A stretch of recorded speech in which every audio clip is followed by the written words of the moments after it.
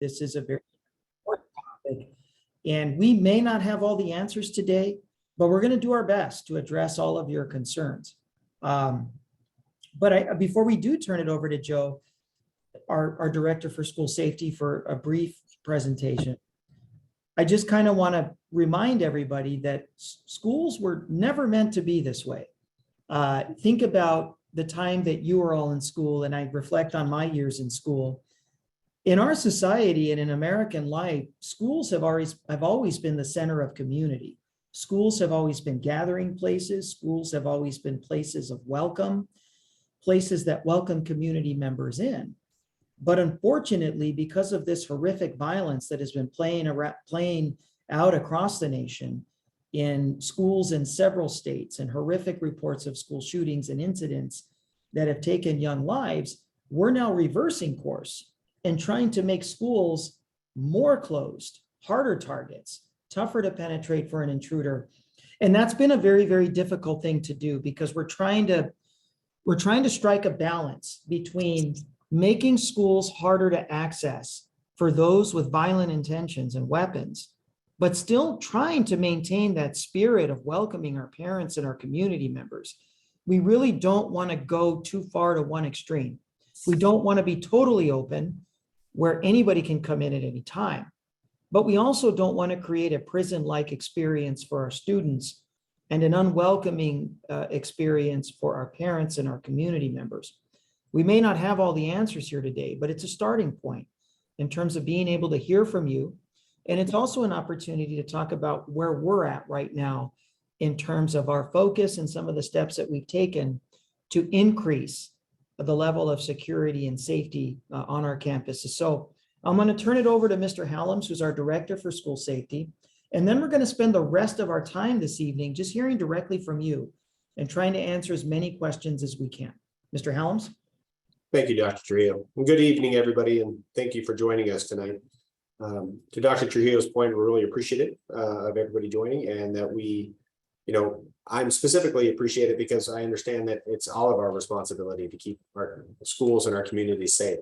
So the fact that you're spending your time with us this evening to try to have a better understanding of what TUSD is doing speaks to your dedication to being a part of that. So thank you. I also want to say that while I will be doing a quick presentation, this is specifically to my department. Everybody within TUSD is dedicated to making sure that the entire community is safe, specifically the children that you entrust us to take care of during the day. So while I'll be talking about what we do in school safety, please know that this goes on across the board, and that we are constantly making strides to try to improve. And again, that's not just within school safety department, that is across the district. So give me a second, I'll share my screen and we'll start the presentation.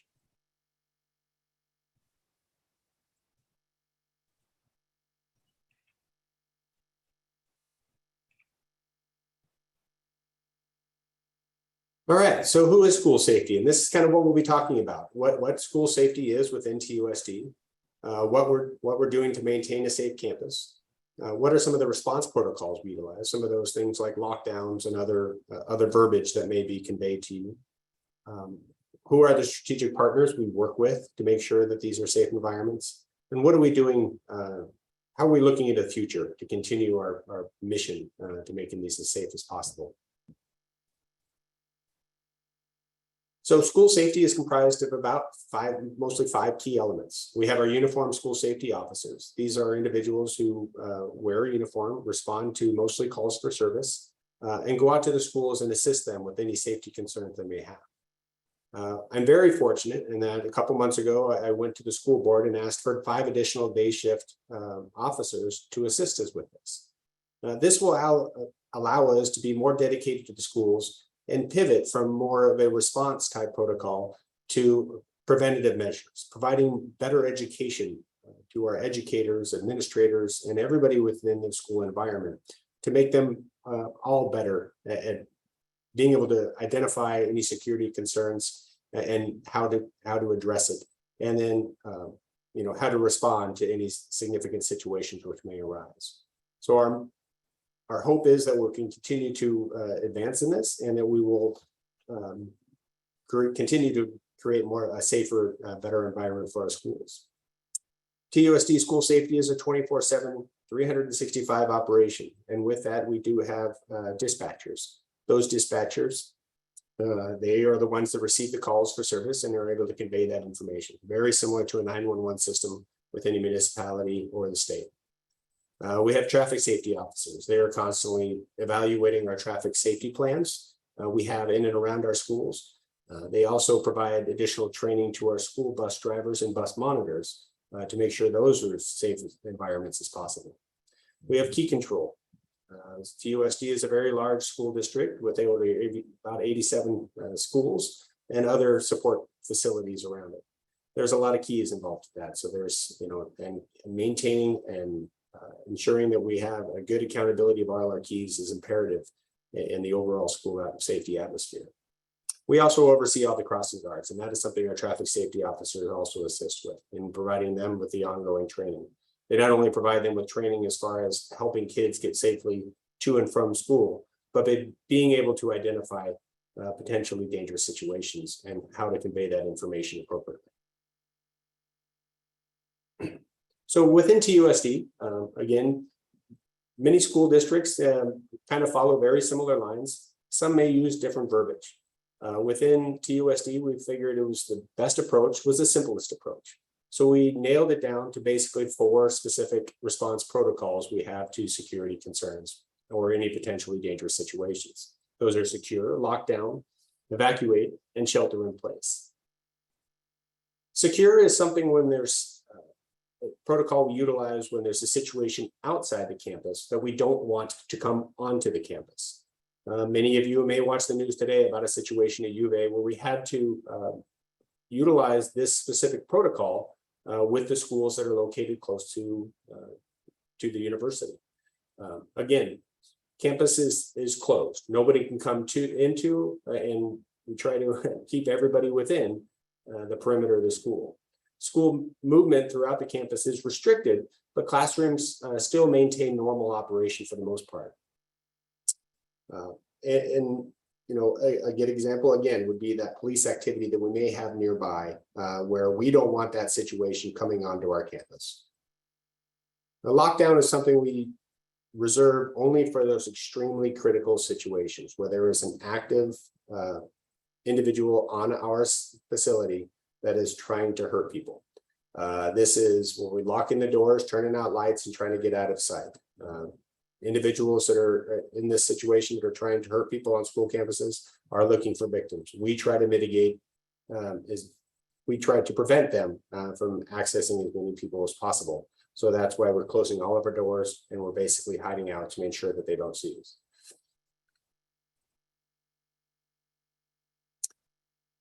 Evacuation is something when there's a situation within our school, fire, gas leak, or something like that, where there's a safety concern inside, but it's not necessarily an active threat. Again, the fire response would be the best. Those are something we practice monthly to ensure that we have a good understanding of when the call for evacuation is made, that we know what to do and we can do so efficiently and as quickly as possible. And then there's shelter in place. So a shelter in place is going to be, well, we're just coming out of monsoon season, which is a great example of this. If their school was about to release and there was a significant storm outside and we felt it was not safe to release the kids into that environment, we would have them just stay in the school. Again, this is not like the secure where we're necessarily locking all the perimeter and making sure nobody comes and really restricting movement. This is just something, let's just hold in the school until this situation passes. Now, this is not done in a vacuum. We find it extremely important to work very closely with all of our critical partners who are dedicated to the safety of this community. These, include our external partners, such as the various law enforcement agencies around and the fire departments.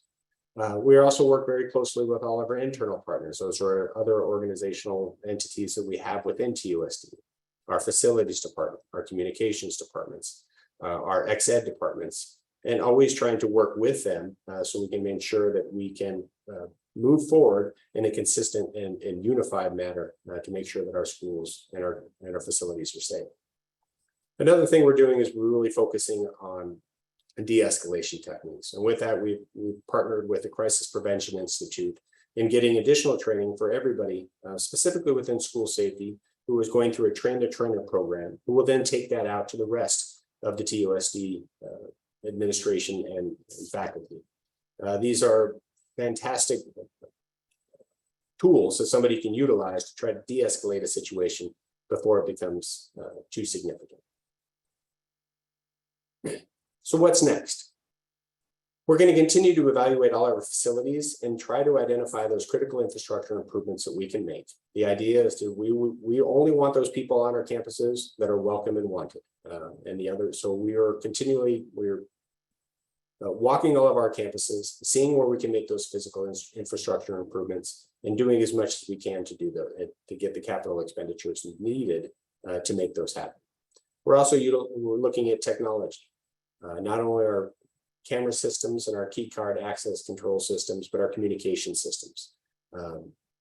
How can we better share information, and whether it be through social media or other avenues, so we can share those critical needs, critical incidents with our community as quickly as possible, so everybody has an understanding of what's going on. And our continual evaluations to ensure we have best practices. Those are our policies and procedures, like our currently changed from our existing protocols that we've had in years past. We're now just keeping those simple because we find that's the best way. We'll continue to move forward to see what the current best practices are and stay abreast of those and share those and make changes as necessary.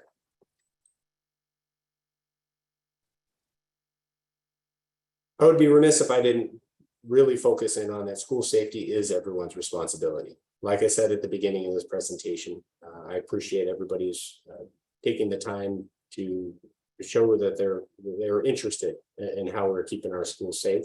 And we can't do it in a vacuum. We can't just school safety or even just the TUSD's faculty and staff can be everything that we need. We need that information coming from within. Much of the significant situations that may have occurred have been thwarted due to information we received from siblings, parents, friends. So if you see something, please say something. It's also important that we be mentally prepared. This is not only for within school, and we try to do our best through drills and having conversations about that with our faculty and staff, but you at home. We highly encourage everybody at home to be mentally prepared and share that information with your children and with your family.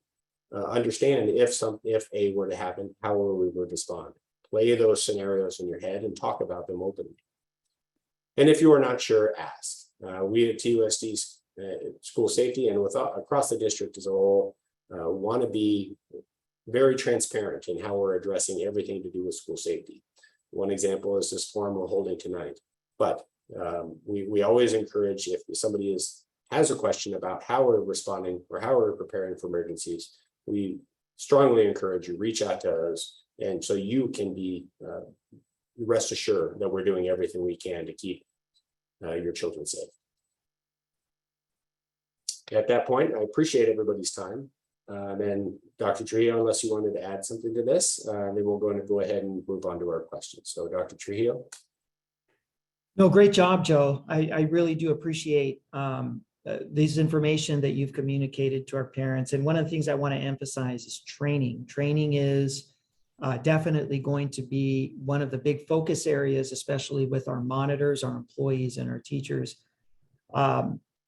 What I will say also, before we head into the question and answer period, it's our role as a school district, and I know that there's a lot of frustration out there.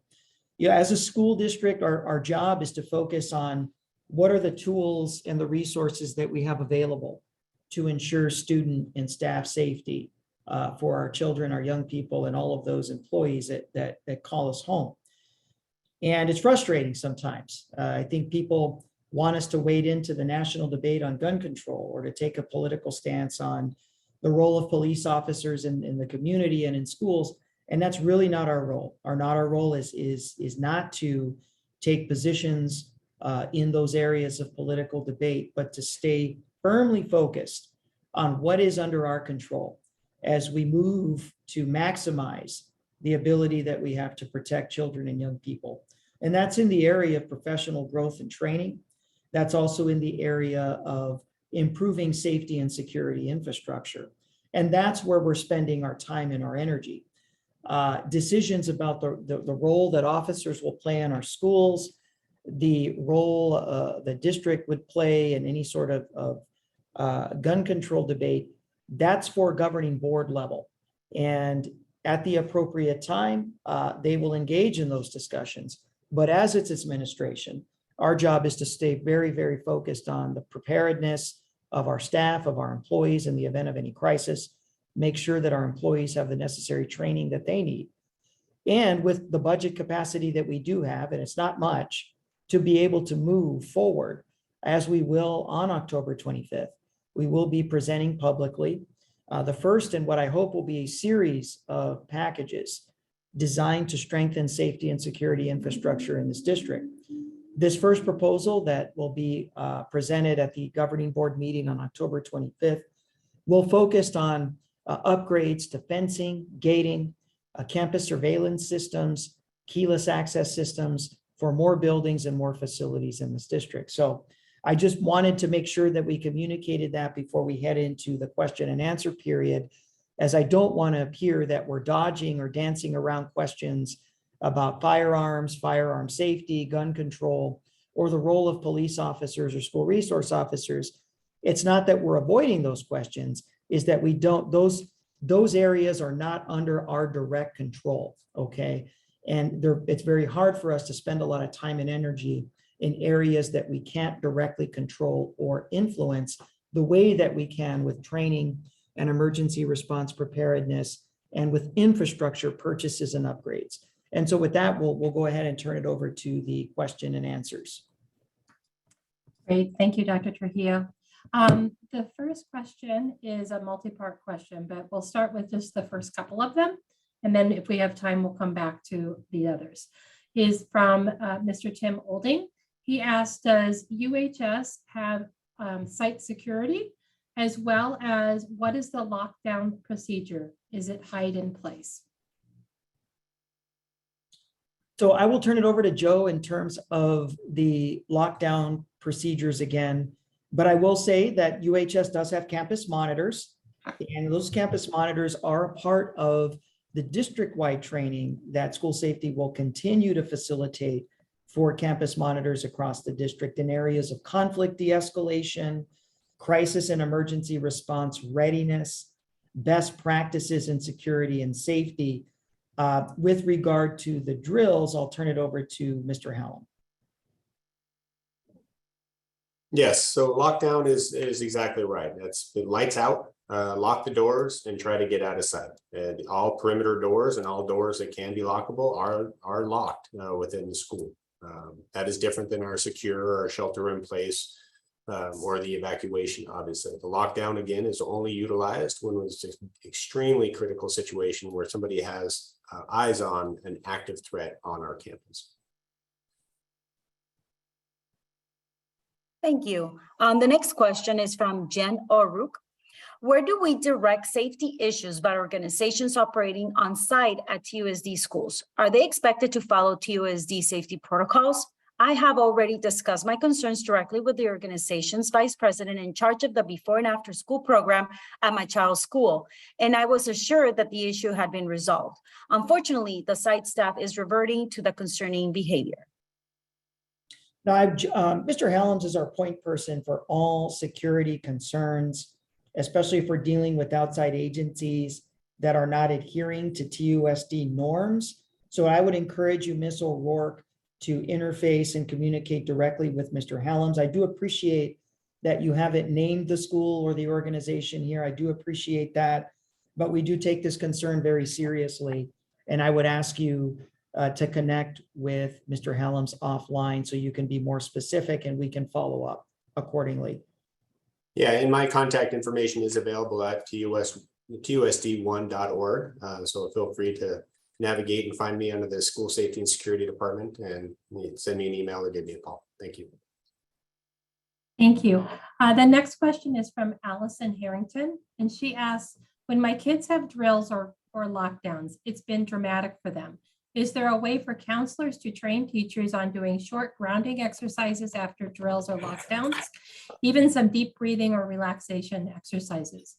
I do not know what it might look like, but I think it could be a benefit for overall mental health during these difficult times. I'm grateful to the teachers and administrators for doing everything they do during challenging times. I am sure when you start out on a vocation like this, you never imagined school would be like this.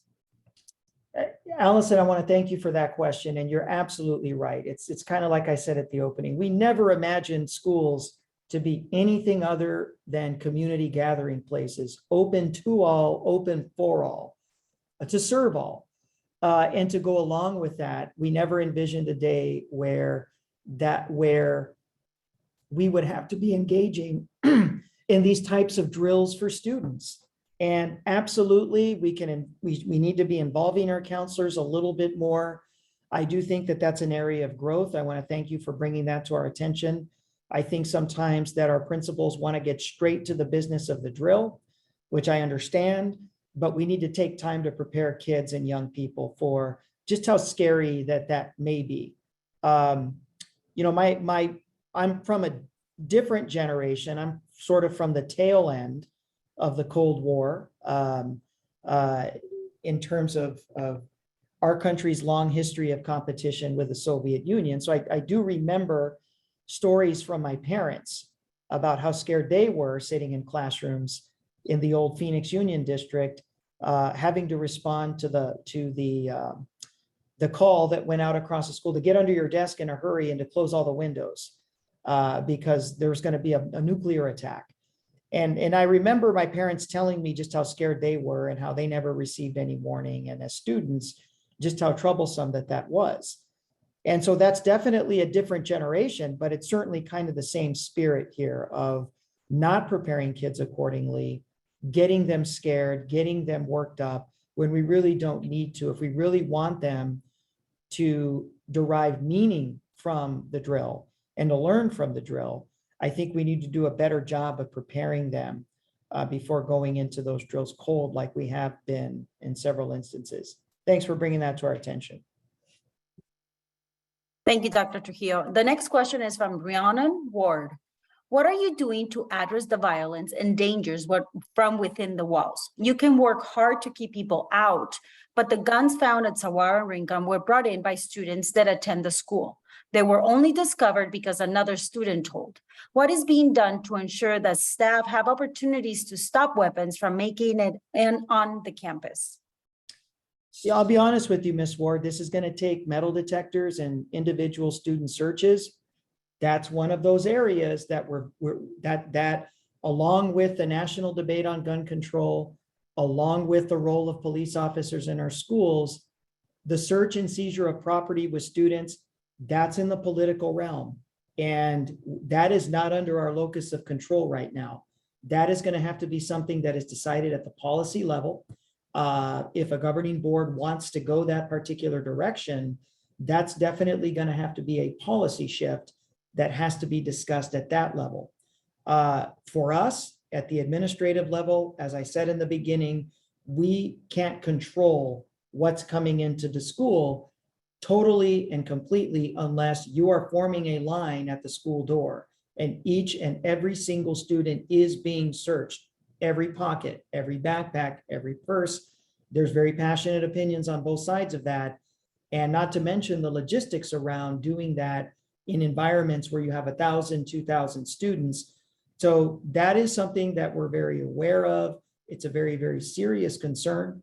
But again, along with those other sort of larger ticket political issues, those are policy discussions that are going to have to be taken up at the policy level with governing boards, city council, and beyond.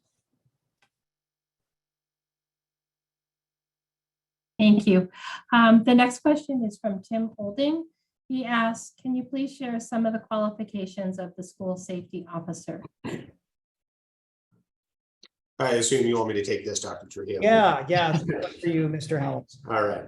Yeah, so we're, and first of all, we're hiring. So encourage everybody to go to TUSD1.org careers and fill out an application if you're interested in becoming a school safety officer.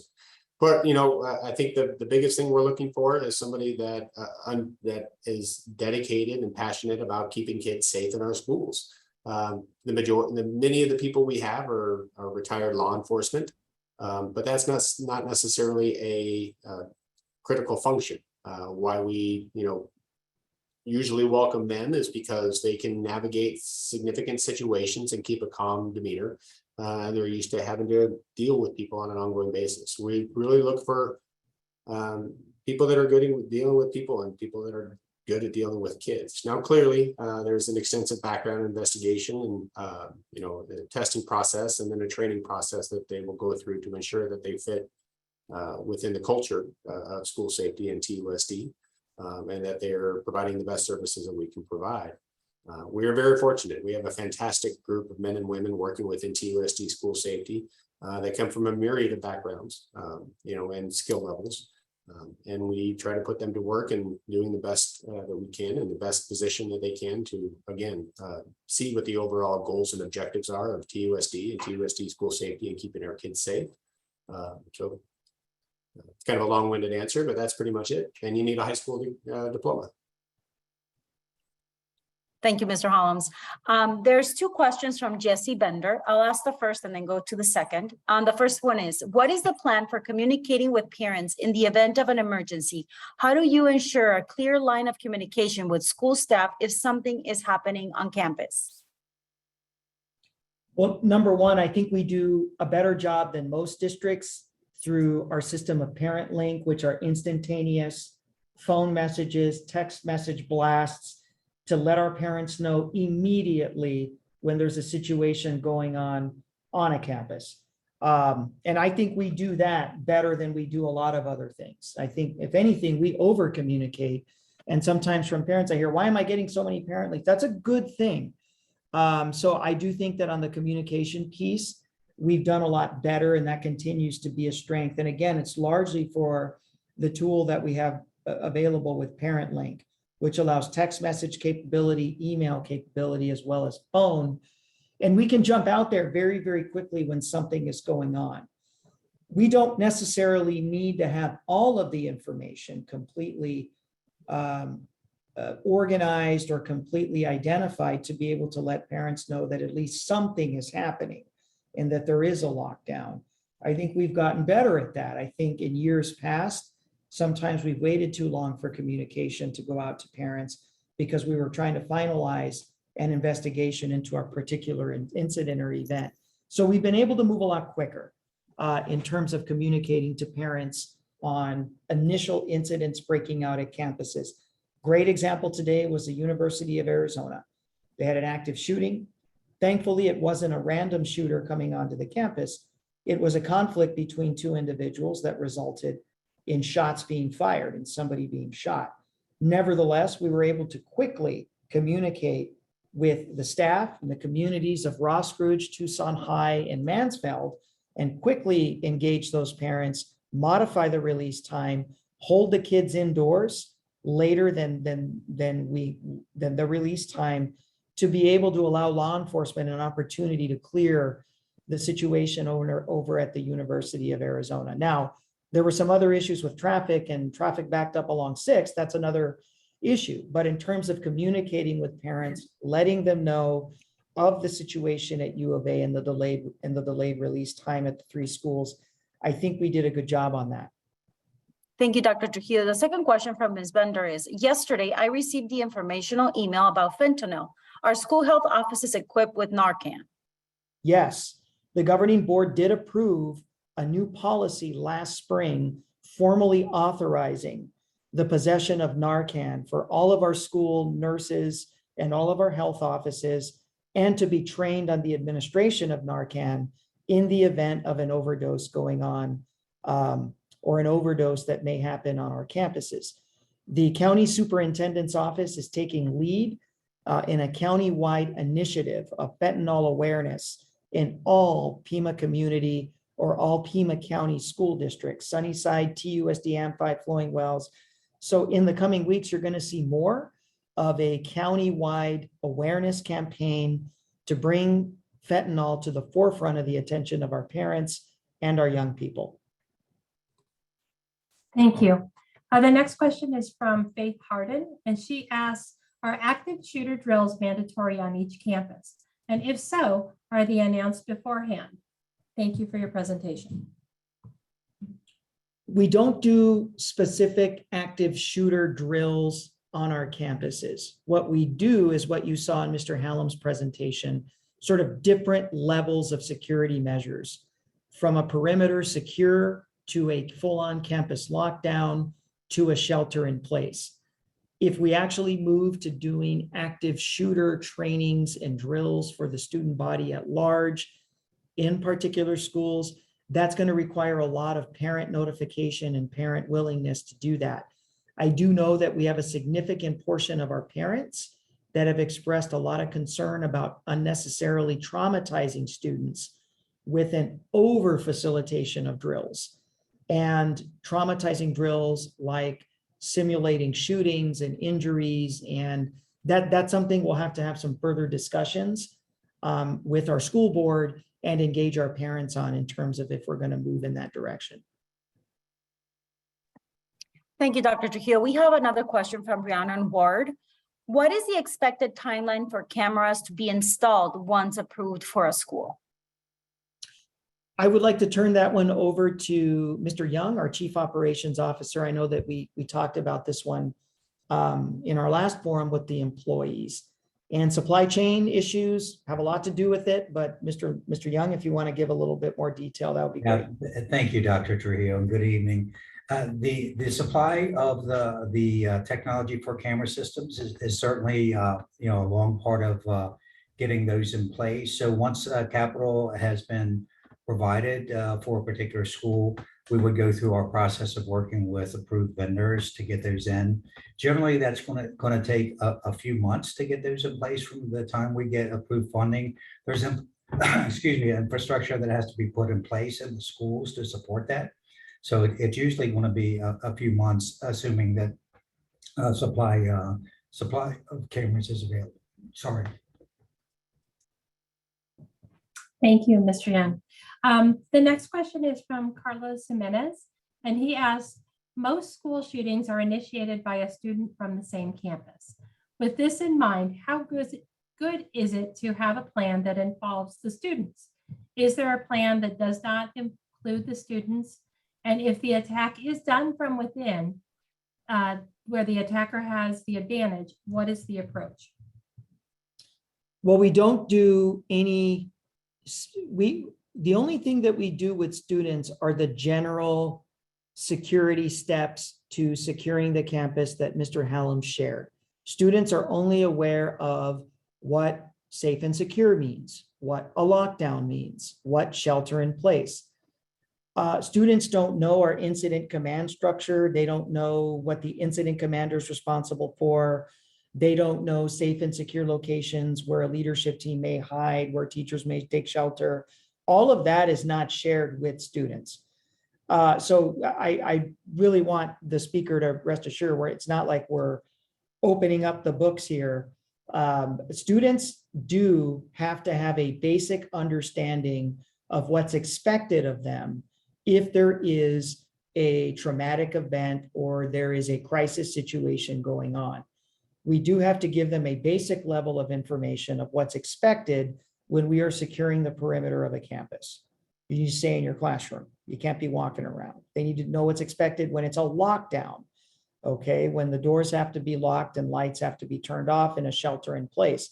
That's it. I mean, those are basically what has to be shared with students. Students don't know the location or proximity of school safety officers. They don't know where we're stationing monitors. They certainly don't know our incident command structure that we have set between school safety and school administrators. So there's a lot that they're not let in on for the reasons that you talked about. But again, they do have to have a basic knowledge of what's expected when there is an emergency situation. We cannot lock them out of that. Yeah, and just if I could add to that real quick, Dr. Trujillo, in the best possible response to an active threat on a campus is to prevent that. And the best way to prevent that is information that we receive. Somebody earlier mentioned a couple schools where we're unfortunately found some firearms. But to the point is that information was brought to us by other students. So we always encourage everybody to any of these very upsetting situations we've seen in the past, there's always the discourse of, as they investigated, some people had notice of that this may be occurring but didn't say anything. So we encourage everybody to, again, that see something, say something. If there is a concern, whether it be on social media or you just hear your kids talking about them, bring that to the school. We have avenues of doing that, anonymously through our Awarity program, which somebody can just click on and say, hey, there's a potential issue at the school. We take those very seriously and look very closely into them. We also utilize a student threat assessment system where we, evaluate any concerns that come in, and we go through a very in-depth process to evaluate that situation and see what we can do to mitigate or prevent anything from that. Thank you. Another question from Ellen Welch. Our school has 3 adults monitoring doors all day. What training have they received to deal with a situation that puts them guarding those doors? I'll turn that over to you, Mr. Helms. Sure. So they do receive some initial training once they get hired. And I'll be honest with you, when I first got on board, I didn't think that was sufficient. So in conversations with Dr. Trujillo, we felt that these individuals needed more training, and we've already started down that path. Just recently, we did an additional training day for them to provide them with more tools on, how to identify any potential issues may be occurring, how to de-escalate situations, how to, the identification and use of different levels of force. So we do try to provide them as much training as possible, and we're going to continue down that path with trying to become, try to provide them with the necessary tools that they need to be better security professionals and provide a better atmosphere for our kids on campus. Thank you. The next question is from Brianne Butner. She asked, this forum was sent out to parents with only 2 days notice and is inaccessible to parents who may work later in the day. There is also no forum for students to give input. How can TUSD work with students, parents, staff, and educational associations to improve safety? Can this happen before the October 25th governing board meeting? We can always add more forums. And that's not a problem. I'm always happy to engage students. I'm always happy to engage parents. So I'm feedback taken. We certainly apologize if the feeling was we didn't promote this as widely as we should have. We can certainly add more. We certainly are all about adding student voices to the equation when we're talking about school safety. But I think it's also important to note that at the end of the day, school safety measures are an operational decision. It's not like other areas of school district collaboration where you make decisions together and you're deciding what kind of uniforms, okay, or how many band instruments are going to be purchased, or what kind of initiative that you're going to implement across the campus to increase parental involvement. School safety is a lot more safety and security infrastructure. It's a lot more black and white. Is that fence operable or not operable? Can that fence stop an intruder? We need to buy a new one. This campus doesn't have a video surveillance system. We need to purchase one. That's where we're at. And so we want voices, we want as many people as we can coming to the table, but we're also very focused on, like I said at the beginning, what is it that we can control immediately to impact safety? And a lot of that has to do with safety and security infrastructure and purchases. In terms of training, in terms of readiness, in terms of drills, yeah, I think we involve students. What's their comfort level in terms of practicing active shooter drills? What's the comfort level with our students in terms of increasing the amount of lockdown drills or safe and secure drills or shelter in place that we're having across the school day or the school year? I do think that there's going to be value in that, and we can certainly add more of these collaborative opportunities. And maybe we can add them later. That's good feedback for us. We thought 5:30 might be a good time. Well, parents might need something maybe closer to 7 o'clock. that's something we certainly want to work with our parents on. So everybody has an opportunity to engage with us. Thank you, Dr. Trujillo. A question from Chelsea. Is there supposed to be staff at a drop-off pickup line at all times? My son's elementary does not always have someone there, and it's uncomfortable feeling because how they are controlling who walks into the school. I'm not sure I understand the question.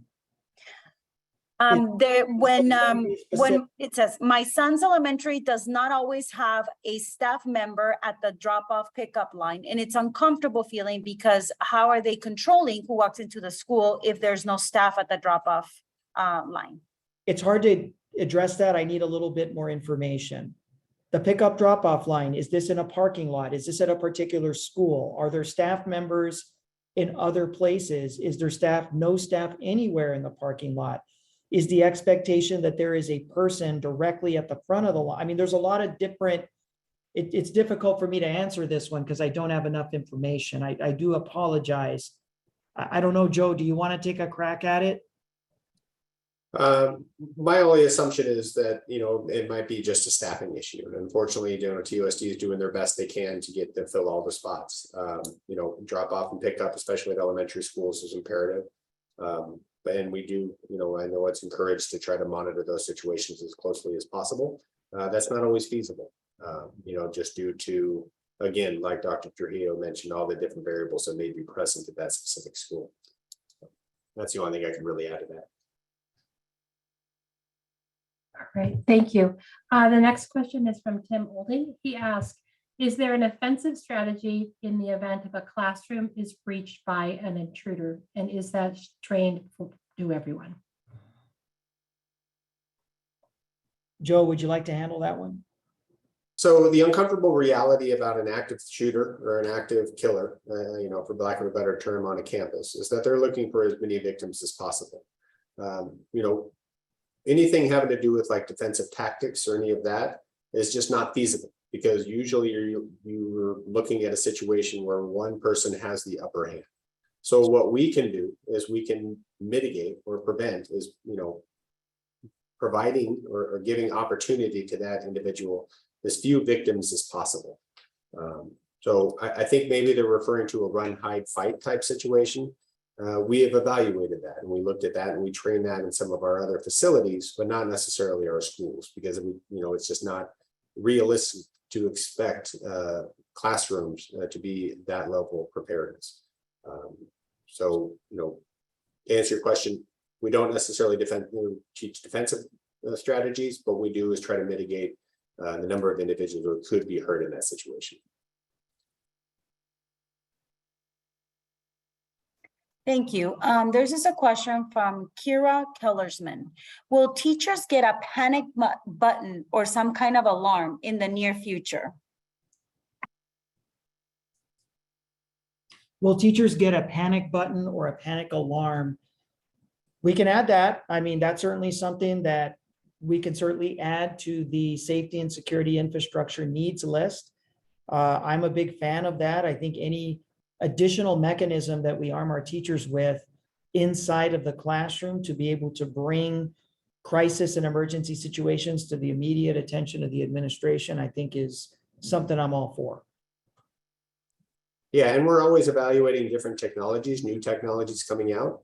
What we want to do is make sure that we're doing something that's sustainable. We have a very large district. We want this situation to be something we can utilize and scale, and that it will be in place for a long period of time. But again, that's part of our forward-looking approach, is looking at all these different technologies which may be available and seeing how those will fit into TUSD.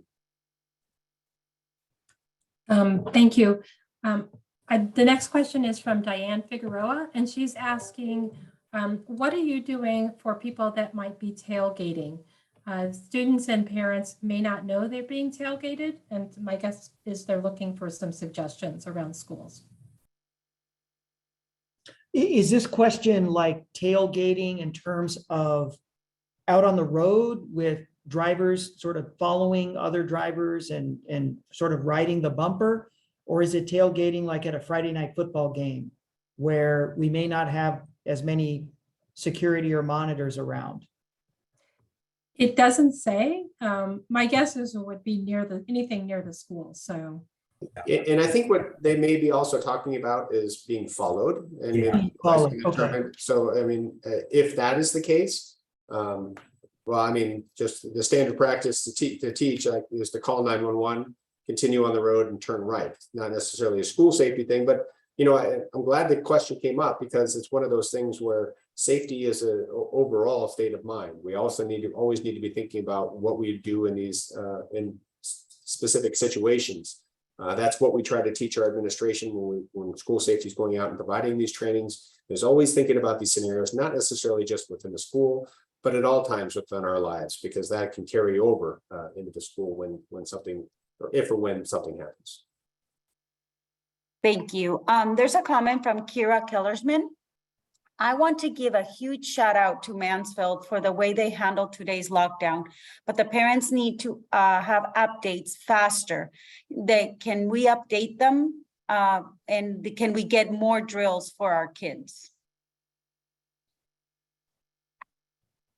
So I appreciate that. If you don't mind, Dr. Trujillo, you know, our priority when responding to these is making sure that the situation is safe, secure, and then it takes some time to evaluate the situation. Obviously, we're going to go to something like a secure right away, but then we need to evaluate. We need to wait for the police to do their jobs before we can provide that information to you. What we don't want to be doing is sending out false information or misinformation that just wasn't accurate. So before we send something out, we want it to be the most accurate information as possible and consistent with our other partners that may be pushing information out. Thank you. The next question, is there an estimated public police response time if there is an intruder on a campus? Well, I can't speak for PD, but I want to take an opportunity to really compliment school safety. The Tucson Unified School District, we have we have the only organized uniformed school safety force of any school district in the state of Arizona. We've been very blessed. They can pretty much get to any school in a matter of minutes, the way that they are deployed throughout the city and throughout TUSD's attendance boundaries.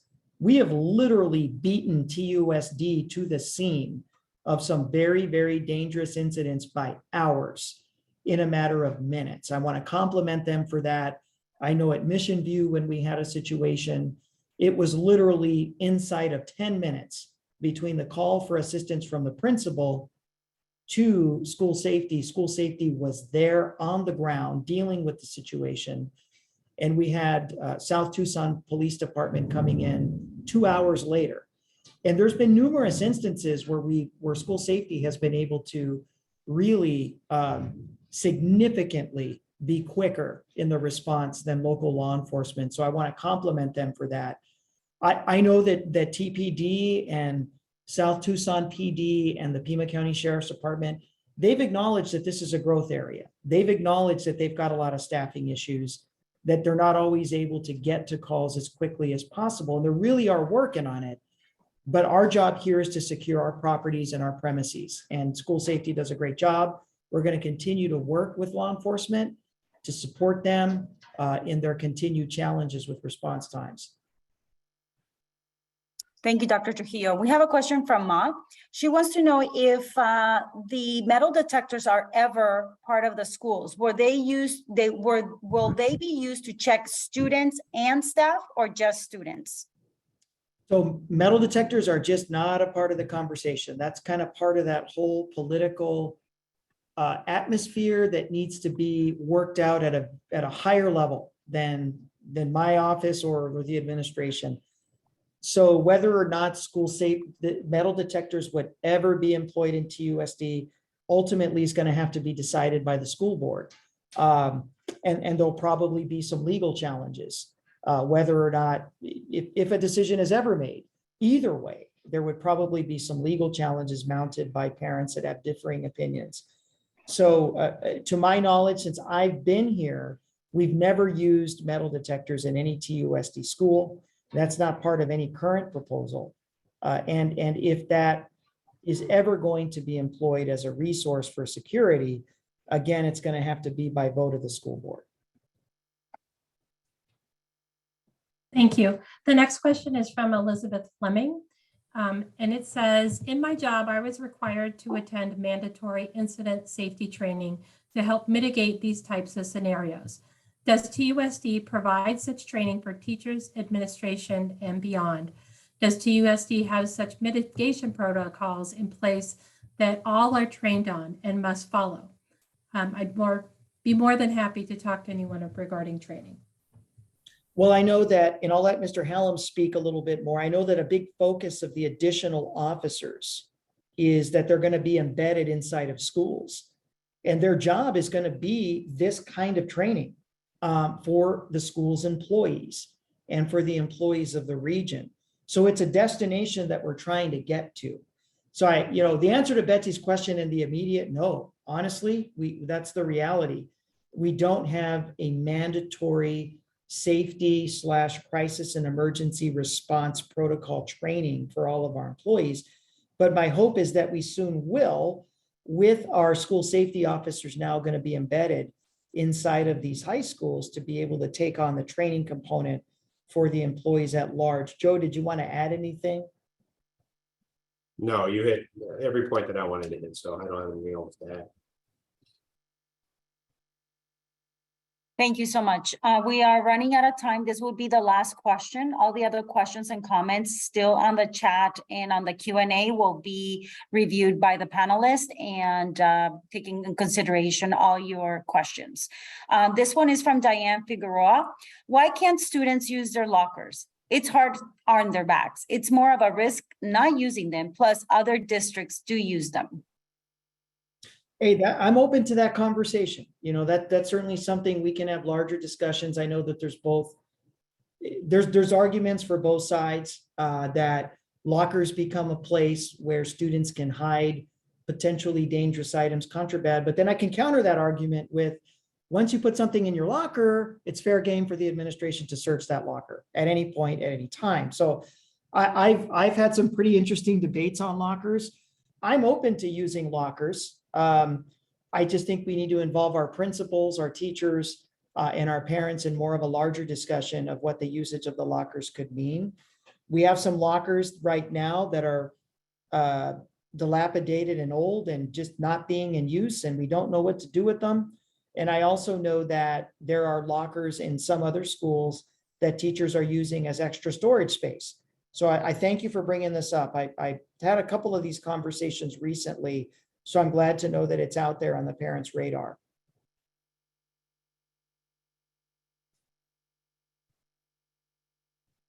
Sorry. Thank you. And that's all the time that we have for tonight.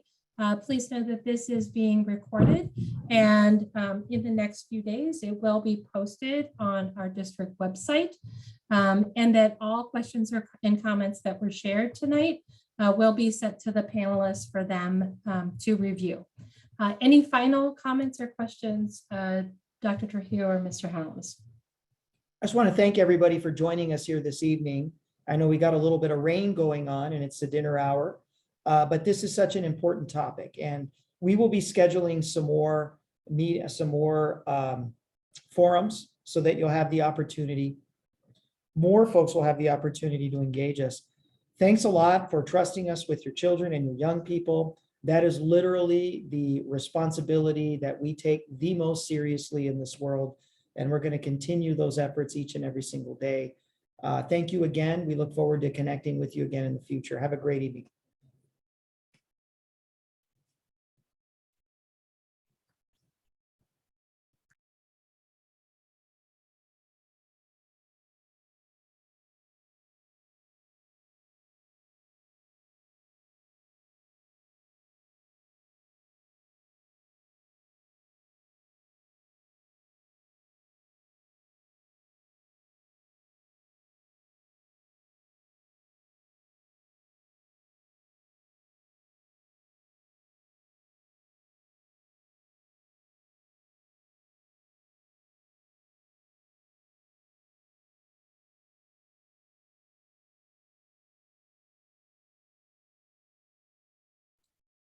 All right, we are good. Thank you all. That was great.